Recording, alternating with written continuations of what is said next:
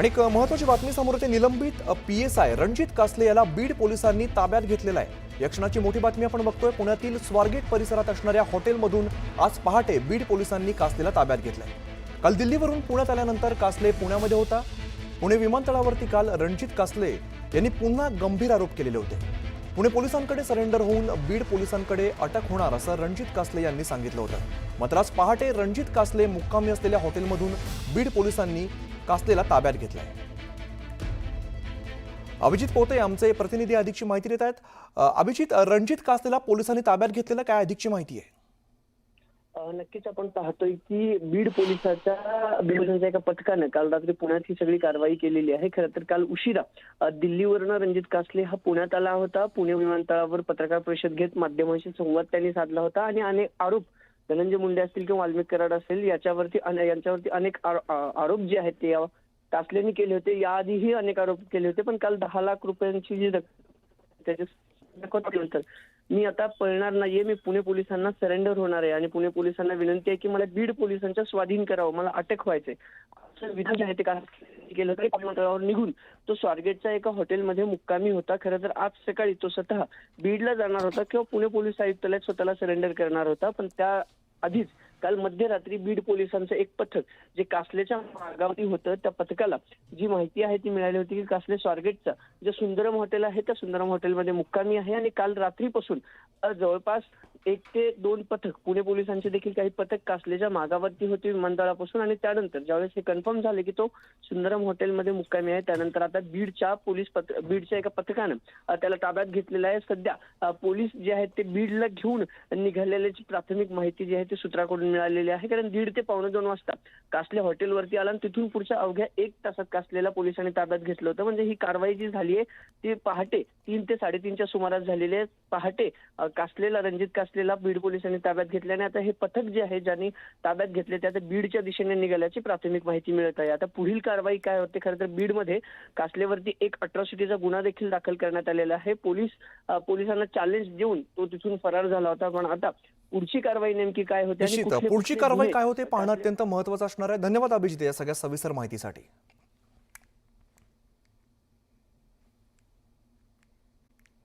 अहिल्यानगरमधील जामखेडच्या दौऱ्यादरम्यान अजित पवारांच्या स्वागतासाठी कार्यकर्त्यांनी मोठी गर्दी केली। विशेष म्हणजे राष्ट्रवादी शरदचंद्र पवार पक्षाचे आमदार रोहित पवार यांच्या कार्यकर्त्यांनी अजित पवारांचे स्वागत केलं। तर अजित पवारांच्या स्वागतासाठी कर्जत जामखेड विधानसभा मतदारसंघात बॅनरही लावण्यात आले, यावर रोहित पवारांचा फोटोही दिसून आला।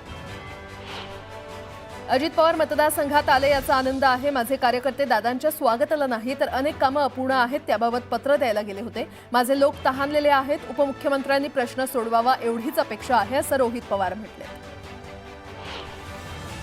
कर्जत जामखेड विधानसभा मतदारसंघात अजित पवारांचे भावी मुख्यमंत्री असा उल्लेख असलेले बॅनर लागलेत आणि त्यामुळे आता राजकीय वर्तुळात चर्चांना उधाण आलं। नुकताच एकनाथ शिंदेंच्या शिवसेनेच्या काही पदाधिकाऱ्यांच्या नियुक्त्या जाहीर करण्यात आलेल्या आहेत। यामध्ये शिवसेनेच्या सोशल मीडिया उपराज्यप्रमुखपदी प्रतीक शर्मा यांची नियुक्ती करण्यात आली आहे। पक्षाची ध्येय धोरणं सर्वसामान्यांपर्यंत पोहोचवण्यासाठी सोशल मीडिया हे महत्त्वाचं माध्यम आहे आणि त्यामुळे शिवसेना पक्षानं सोपवलेली ही जबाबदारी निष्ठेनं पार पाडणार अशी भावना प्रतीक शर्मा यांनी व्यक्त केली। दरम्यान श्रीकांत शिंदेंच्या हस्ते प्रतीक शर्मा यांचा सत्कारही यावेळी करण्यात आला। सरकारचे हिंदीकरणाचे प्रयत्न यशस्वी होऊ देणार नाही असा इशारा राज ठाकरे यांनी दिलाय। पहिलीपासून हिंदी सक्तीच्या निर्णयाला राज ठाकरेंनी विरोध केलाय। केंद्र सरकारचं सर्वत्र हिंदीकरण करण्याचा प्रयत्न असल्याचा आरोप राज ठाकरेंनी केला। हिंदीच्या सक्तीला पुणे पालक संघटनेनं विरोध केलाय। हिंदी विषय पहिलीपासून न ठेवता 5वी पासून ठेवावा अशी मागणी करण्यात आली। भगवानगडाचे महंत नामदेव शास्त्रींनी पुन्हा धनंजय मुंडेंची पाठराखण केली आहे। धनंजय मुंडे हे भगवान गडाचेच आहेत असं नामदेव शास्त्री म्हटले। दरम्यान धनंजय मुंडे कार्यक्रमाला येणार होते, मात्र हेलिकॉप्टरचा क्लिअरन्स मिळाला नाही म्हणून दौरा रद्द झाला अशी माहिती नामदेव शास्त्री यांनी दिली आहे। अमित शहांच्या पत्नी सोनल शहांनी खिद्रापूर मंदिराला भेट देत श्रींचं दर्शन घेतलं। यावेळी त्यांच्या हस्ते आरती करण्यात आली। सिंधुदुर्गमध्ये मुख्यमंत्री सहायता निधी कक्षाची स्थापना करण्यात आली आहे। यावेळी पालकमंत्री नितेश राणे यांनी कक्षाची पाहणी केली। यामुळे नागरिकांना मदत मिळण्यास सोपं होणार आहे। सोलापूर दौऱ्यावर असलेल्या नितेश राणेंचा शिवसेना उबाठाच्या कार्यकर्त्यांनी निषेध केला। ठाकरेंच्या शिवसैनिकांनी राणेंना कोंबड्यांचे फोटो दाखवले। कार्यकर्त्यांनी कागदावर कोंबड्यांचे चित्र काढत नितेश राणेंचा निषेध केला। नागपूर शहरात बनावट कागदपत्र तयार करून एनओसी मिळवत बांगलादेशींनी जवळपास 1234 जणांनी प्रमाणपत्र मिळवलं आणि या प्रमाणपत्र मिळवण्यासाठी नागपूर महानगरपालिकेमध्ये झालेल्या बैठकीत तफावत आढळून आल्याची माहिती समोर आली आहे. 595 प्रमाणपत्र बोगस आढळली असून याची चौकशी व्हावी अशी मागणी किरीट सोमय्यांनी केली आहे. राज्यात तब्बल 1 लाख बनावट जन्म प्रमाणपत्र असल्याचा दावा किरीट सोमय्यांनी केला. या संदर्भात काय कारवाई होते हे पाहणं महत्त्वाचं ठरणार आहे. शिंदेंच्या शिवसेनेचे आमदार राजेश मोरे यांनी मनसेच्या माजी नगरसेवकाच्या शाखेत जाऊन त्या प्रभागातील समस्या जाणून घेतल्या. त्याचे फोटो सुद्धा व्हायरल झाले. शिवसेना आणि मनसेच्या माजी नगरसेवकाच्या या भेटीमुळे राजकीय वर्तुळात चर्चांना उधाण आले. सभापतीपद देऊन भाजपनं राम शिंदेंचा आवाज दाबला अशी टीका रोहित पवारांनी राम शिंदेंवर केली होती आणि याच टीकेला आता राम शिंदेंनी प्रत्युत्तर दिलंय. त्यांच्या पक्षाचे फक्त 10 आमदार निवडून आले, त्यावर त्यांनी बोलावं असा टोला राम शिंदेंनी लगावलाय.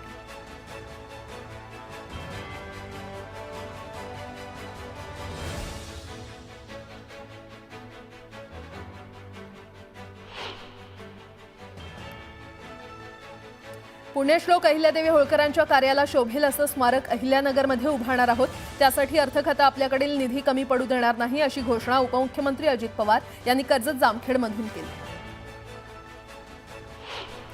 राज्यातील वाढती लोकसंख्या आणि गुन्ह्यांच्या प्रमाणातील वाढ पाहता पोलिसांचं मनुष्यबळ कमी आहे. त्यामुळे येत्या सप्टेंबर महिन्यात राज्यात पोलीस भरती निघणार आहे. 10,000 पदांसाठी पोलीस भरती असणार असून पोलीस अधीक्षक आणि आयुक्तांसोबत अप्पर पोलीस महासंचालकांची बैठक देखील पार पडली आहे. तर एकावेळी एकच अर्ज भरण्याचं बंधन असणार आहे.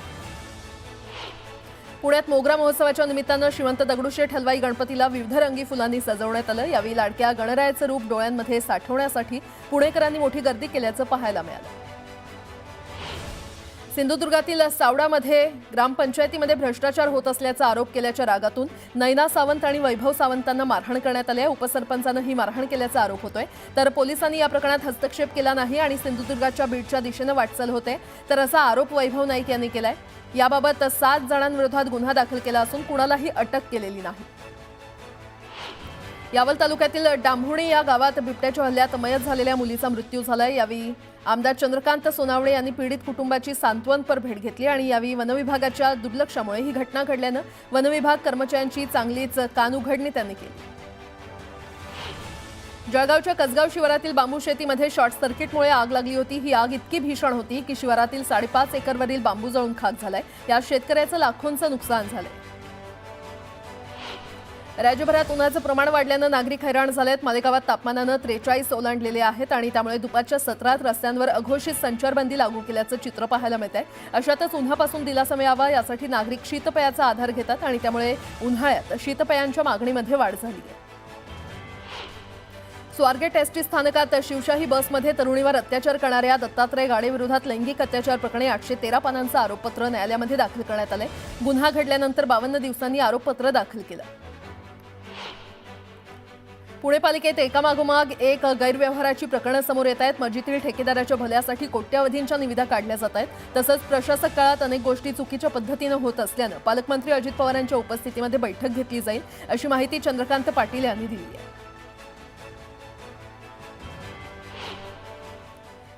आता एक सविस्तर बातमी पाहूयात. बीडच्या अंबेजोगाई तालुक्यातील सनगावमध्ये एका महिला वकिलाला अमानुषरित्या मारहाण केल्याचा धक्कादायक प्रकार घडलाय.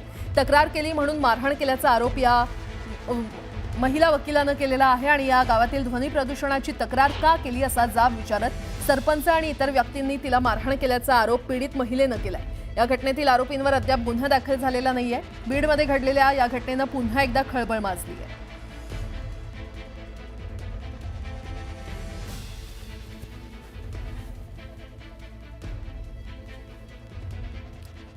पुन्हा एकदा बातम्या वेगवान स्वरूपात.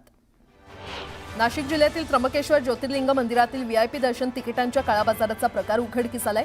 600 रुपयांचं देणगी दर्शन पास तब्बल 2,000 रुपयांना विकलं जात असल्याची माहिती समोर आली आहे. तर या प्रकरणाच्या चौकशीनंतर त्र्यंबकेश्वर देवस्थान ट्रस्टकडून गुन्हा नोंदवण्यात आलाय. राज्यसेवेची मुख्य परीक्षा पुढे ढकलण्यात आली आहे. आता 26, 27 आणि 28 मे रोजी राज्यसेवेची मुख्य परीक्षा होणार असून एमपीएससी उमेदवारांच्या आंदोलनाला मोठं यश आलंय. पुणे स्वारगेट बलात्कार प्रकरणात गुन्हे शाखेकडून न्यायालयामध्ये दोषारोपपत्र दाखल करण्यात आलं आहे. 893 पानांचं हे दोषारोपपत्र असून आरोपी दत्तात्रय गाडेविरोधात शिवाजीनगर इथल्या सत्र न्यायालयामध्ये हे दोषारोपपत्र दाखल केलं गेलं. वक्फ बोर्डाबाबत सुप्रीम कोर्टानं दिलेली स्थगिती लोकशाही व्यवस्थेला अधोरेखित करणारी आहे असं वक्तव्य उबाठाच्या गटनेत्या सुषमा अंधारे यांनी केलं. संसदेकडे बहुमत असलं तरी घटनात्मक चौकटीच्या बाहेर जाऊन संसद कायदा करू शकत नाही असंही अंधारे म्हटलंय. नव्या वक्फ कायद्यातील 2 कलमांना सुप्रीम कोर्टानं तुर्तास स्थगिती दिल्यानंतर जळगाव वक्फ बचाव समितीनं सुप्रीम कोर्टाचे आभार मानलेत. यावेळी बाबासाहेब आंबेडकर पुतळ्याजवळ जाऊन आंबेडकरांना अभिवादन देखील करण्यात आलं. विदर्भात बनावट कागदपत्रांच्या सहाय्यानं शिक्षकांची नियुक्ती केल्याचा आरोप यशवंत मानकर यांनी केलाय. संबंधितांवर तातडीनं फौजदारी खटले दाखल करण्याची मागणी करण्यात आली आहे. तर गोंदिया जिल्ह्यामध्ये जवळपास 17 शिक्षण संस्थेमध्ये बोगस शिक्षकांची नियुक्ती केल्याचा आरोपही करण्यात आलाय. चंद्रपूरच्या वर्धा आणि पैनगंगा नदीपात्रात 23 ते 26 हजार वर्षांपूर्वीचे दुर्मिळ स्टेगोडॉन हत्तीचे जीवाश्म सापडलेले आहेत. भूशास्त्र संशोधक सुरेश चोपडे यांनी हे जीवाश्म शोधलेले आहेत. महाराष्ट्रात स्टेगोडॉन हत्तीची जीवाश्म सापडण्याची ही पहिलीच वेळ आहे. परभणीतील शिक्षक सोपान पालवेंच्या आत्महत्येनंतर जिल्हाभर संतापाची लाट उसळली आहे. दरम्यान मृत शिक्षकाच्या कुटुंबियांनी दोषींवर कारवाई करून आम्हाला न्याय द्या अशी मागणी केली आहे. चंद्रपूर जिल्ह्यातील दक्षिण ब्रह्मपुरी वनपरिक्षेत्रातील मेंढकीच्या जंगलात चिचखेडा इथे T3 वाघाला जेरबंद करण्यात आले. या वाघाचे 3 ग्रामस्थांचा बळी तर एकाला त्यानं जखमी केलं होतं. राज्यातील पहिल्या 3 दिवसीय कोयना दौलत डोंगरी महोत्सवाची सांगता झाली. मराठी कलाकार सातारा येथील पाटण तालुक्यामध्ये आपली कलाकारी सादर करतायत. यावेळी पर्यटन मंत्री शंभूराज देसाई, नरेंद्र पाटील यांच्यासह अन्य नेते मंडळी देखील उत्सवाला हजर होते. ससून रुग्णालयाच्या समितीनं दिलेला अहवाल अर्धवट आहे आणि त्यामुळे पूर्ण अहवाल आल्यानंतरच गुन्हा दाखल होईल. घाईसाज कुठेही पळून जाणार नाहीत यासाठी पोलिसही तैनात करण्यात आलेत अशी माहिती भाजप आमदार अमित गोरखे यांनी दिली आहे. राज्य अभ्यासक्रम आराखड्याची अंमलबजावणी करताना इयत्ता पहिलीपासून हिंदी विषय अनिवार्य करणं यात कोणतेही राजकारण नाही. मराठी भाषेला दुय्यम दर्जा देण्यात आलेला नाही. केवळ विद्यार्थ्यांचं हित लक्षात घेत हा निर्णय घेण्यात आलाय असं स्पष्टीकरण स्कर्टनं दिलंय. मुंबई पुणे दरम्यानचा रेल्वे प्रवास जलद आणि अडथळारहित करण्यासाठी रेल्वेनं महत्वाकांक्षी पाऊल उचललेलं आहे. सुमारे 9,000 कोटींहून अधिक खर्चाची कर्जत ते तळेगाव दरम्यान 4थी आणि 5वी नवी मार्गिका उभारण्यात येणार आहे. या नव्या मार्गिकेमुळे प्रवासाचा कालावधी 20 ते 30 मिनिटांनी कमी होणार आहे. सोलापूर जिल्ह्याची वरदायिनी असलेलं उजनी धरण शून्यावर येणार आहे. यंदा जिल्ह्यामध्ये चांगला पाऊस होऊन देखील धरणातील पाणी झपाट्यानं कमी झालंय. उजनी धरणावर सोलापूर शहरासह पंढरपूर, सांगोला, मंगळवेढा यासह इतर काही ग्रामपंचायतीच्या पाणी पुरवठ्याची भिस्त आहे. कोल्हापूर महानगरपालिकेमध्ये झाडू आणि सफाईचं काम करणाऱ्या काही कर्मचाऱ्यांनी डमी कामगार परस्पर नेमल्याच्या प्रकरणाची चौकशी महापालिकेच्या वरिष्ठ स्तरावरून सुरू झालेली आहे. आठवड्याभरात याचा अहवाल महापालिकेला प्राप्त होणार आहे. हा अहवाल प्राप्त होताच डमी कामगार नेमणाऱ्या मूळ कामगारांवर कारवाई होणार आहे. अकोल्यामध्ये केंद्र सरकारविरोधात काँग्रेसनं आंदोलन केलं. सोनिया गांधी आणि राहुल गांधींविरोधात ईडीनं आरोपपत्र दाखल केलं. यामुळे काँग्रेस कार्यकर्त्यांनी नाराजी व्यक्त केली आहे. केंद्र सरकारनं केलेल्या इंधन दरवाढ आणि महागाईच्या विरोधात राष्ट्रवादी युवक काँग्रेस शरदचंद्र पवार पक्षाच्या वतीनं नागपूरच्या व्हॅरायटी चौकात निदर्शनं करण्यात आली. जोरदार घोषणाबाजी करत तीव्र आंदोलनाचा इशारा देण्यात आला. माळशिरसला मिळणाऱ्या नीरा देवधरच्या पाण्याला संजीवराजे निंबाळकरांनी विरोध केला आणि त्यामुळे शेतकरी आक्रमक झालेत. आक्रमक शेतकऱ्यांनी संजीवराजेंच्या प्रतिमेला जोडे मारत आंदोलन केलं. परभणीच्या तुरा गावातील महिलांनी दारूबंदीसाठी जिल्हाधिकाऱ्यांना निवेदन दिलं. तातडीनं गावात दारूबंदी करण्याची मागणी या महिलांनी केली. सांगलीमध्ये शक्तीपीठ महामार्गाला शेतकऱ्यांनी विरोध केला. यावेळी संतप्त शेतकऱ्यांनी नोटिसांची होळी करत तीव्र नाराजी व्यक्त केली. शक्तीपीठ महामार्ग रद्द करण्याची मागणी शेतकऱ्यांनी केली. सांगलीमध्ये इंधन दरवाढी विरोधात शरद पवारांच्या राष्ट्रवादीनं आंदोलन केलं. इंधन दरवाढ रद्द करण्याची मागणी आंदोलनातून करण्यात आली. सिलेंडरच्या दरात वाढ झाल्यानं शरद पवारांच्या राष्ट्रवादीनं धुळ्यामध्ये आंदोलन केलं. तातडीनं दरवाढ मागे घेण्याची मागणी यावेळी आंदोलकांनी केली. जळगावमध्ये विविध मागण्यांसाठी आदिवासी शेतकऱ्यांनी जिल्हाधिकारी कार्यालयासमोर आंदोलन केलं. दरम्यान जिल्हाधिकाऱ्यांच्या आश्वासनानंतर आंदोलन मागे घेण्यात आलं. अमरावतीमध्ये तीर्थ वानखेडेच्या हत्येवरून नागरिक आक्रमक झालेत आणि यावेळी नागरिकांनी राजापेठ पोलीस स्थानकात मोर्चा काढला. आरोपीला फाशीची शिक्षा देण्याची मागणी करण्यात आली.